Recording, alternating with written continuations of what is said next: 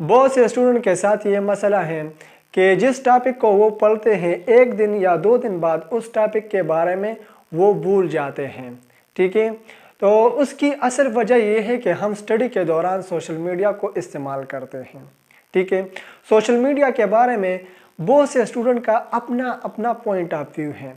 मैं आपके साथ 2 शेयर करता हूँ। ठीक है, सबसे पहला पॉइंट ऑफ व्यू जो है स्टूडेंट का वो ये है कि हम सोशल मीडिया को एज अ मोटिवेशन सोर्स इस्तेमाल करते हैं। ठीक है, तो उसके लिए मेरा मशवरा ये है कि आप इस तरह करें कि जिस शॉर्ट से, जिस लेक्चर से या कोई पॉडकास्ट से आपको मोटिवेशन मिल जाती है तो आपने उसको डाउनलोड करना है। ठीक है, और जिस टाइम आप स्टडी के दौरान गिव अप महसूस करेंगे या पैनिक करेंगे तो आपने उसको फिर देखना है। ठीक है, और ये चीज़ें जो हैं आपने ऑफलाइन करना है।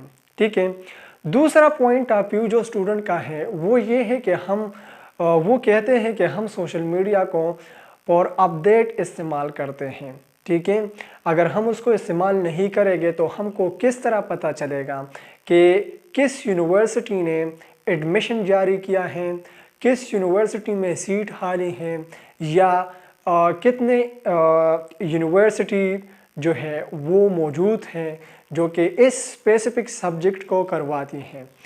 तो उसके लिए आपने इस तरह करना है कि आप एक दोस्त को मुंतखब करें। ठीक है, जो कि सीरियस है, और आपने उससे राबिता करना है।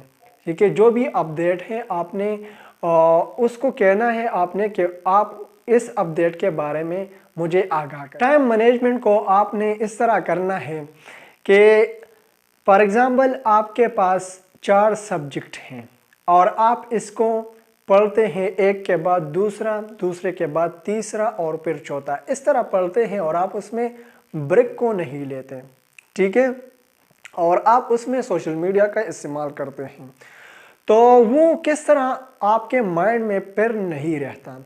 एक भी सब्जेक्ट के बारे में आपको, जिस टॉपिक को आपने पढ़ा था वो आपके जहन में फिर ना रहेगा। तो ये इस तरह काम करता है कि आपको तो पता है कि हमारे शॉर्ट टर्म मेमोरी है और लॉन्ग टर्म मेमोरी है। ठीक है, तो हम एक दिन में हम मुख्तलिफ़ चीज़ों को देखते हैं, सुनते हैं, महसूस करते हैं, तो वो चीज़ें जो है हमारे शॉर्ट टर्म मेमोरी में स्टोर हो जाती हैं। तो जब आप फेसबुक को, यूट्यूब को, इस तरह की चीज़ों को इस्तेमाल करते हैं और अपने सब्जेक्ट के साथ उसको लेके जाते हैं तो इस तरह होता है कि फिर आपका माइंड जो है वो, आपका टॉपिक जो है वो कुछ चीज़ों को ऑब्जर्व करेगा। ठीक है, और उसको जो लॉन्ग टर्म मेमोरी है उसकी तरफ ट्रांसफ़र करेगा। ठीक है, तो इसकी असल वजह यह है कि हम सोशल मीडिया में जब हम एंटर हो जाते हैं, फेसबुक को खोलते हैं तो उसके बाद एक के बाद दूसरा और तीसरा और हम रोलिंग कर जाते हैं। ठीक है, तो सब्जेक्ट के बारे में मैं आपको बताता हूँ जिसके बाद आपका कंसंट्रेशन, आपका फोकस, आपका माइंडसेट मजबूत रहेगा और आप एक सब्जेक्ट को फिर नहीं बोलेंगे। ठीक है, और फिर आपको याद रहेगा। तो उसके बारे में मेरे जो पर्सनल एक्सपीरियंस हैं उसके बारे में मैं आपको बताता हूँ। वो ये है कि फॉर एग्ज़ाम्पल आपके पास 4 सब्जेक्ट हैं और 4 सब्जेक्ट आपके पास हैं। ठीक है, और आपने कोई उसके लिए मैनेजमेंट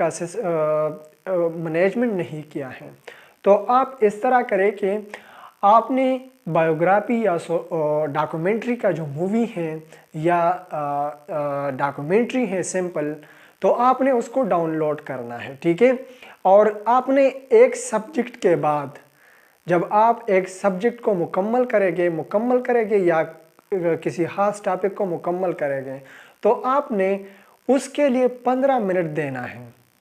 ठीक है, और 15 मिनट के बाद आपने दूसरे सब्जेक्ट को उठाना है। ठीक है, और फिर उसको प्रिपेयर करने के बाद आपने फिर 15 मिनट उसको देना है, उस डॉक्यूमेंट्री को, बायोग्राफी मूवी को। ठीक है, और फिर इस तरह आप पूरे सब्जेक्ट को कवर करेंगे और आपको याद भी रहेगा।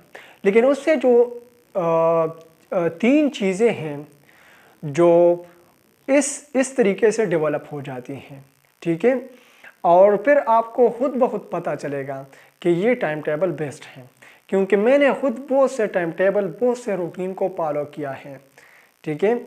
लेकिन ये जो तरीका है ये मुझे पर्सनली बहुत अच्छा लगा, और इससे कोई भी टॉपिक आपसे फिर नहीं भूलेंगे, ठीक है। तो उससे और चीज़ें क्या क्या आपको हासिल हो जाती हैं। सबसे पहला जो चीज़ है आपका फोकस, ठीक है, फोकस और कंसंट्रेशन।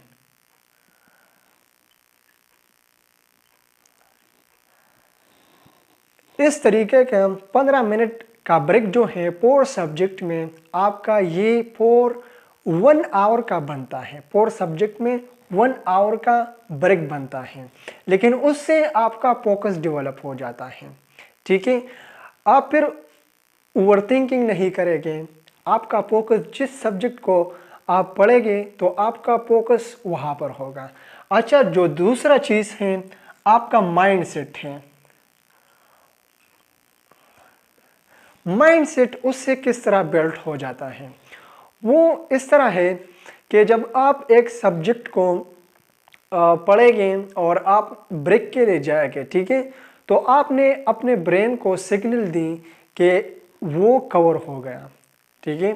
तो जितने भी चीज़ें हैं आपके माइंड में स्टोर हो जाएंगे और आपको एक सेटिस्फेक्शन मिलेगा कि इस चीज़ को कवर किया, और ब्रेक के बाद दूसरे के लिए आपका जो माइंड सेट है वो खुद ब खुद तैयार हो जाएगा। और फिर इस तरह नहीं होगा कि आपने पहले जो सब्जेक्ट है आपने बायो को पढ़ा, लेकिन केमिस्ट्री के दौरान आपके जहन में बायो के बारे में ख्यालात आते रहते हैं, तो इस तरह फिर नहीं होगा। आपका फोकस, कंसंट्रेशन और माइंड सेट खुद ब खुद डेवलप हो जाएगा। अच्छा, इस तरीके से जो तीसरा चीज़ है वो है आपका नॉलेज।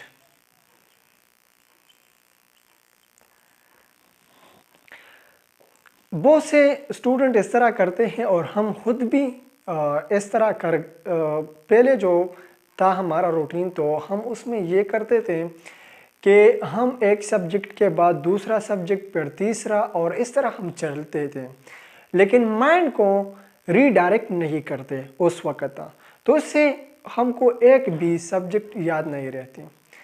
लेकिन इसके ये जो तरीका है, इससे आपका जो माइंड है वो रीडायरेक्ट हो जाता है 15 मिनट के लिए, ठीक है। और फिर दूसरे सब्जेक्ट के लिए आपका जो माइंड सेट है वो फिर डायरेक्शन में आ जाते हैं, ठीक है। तो डिफरेंट डायरेक्शन को माइंड देना बहुत ज़रूरी है, ठीक है।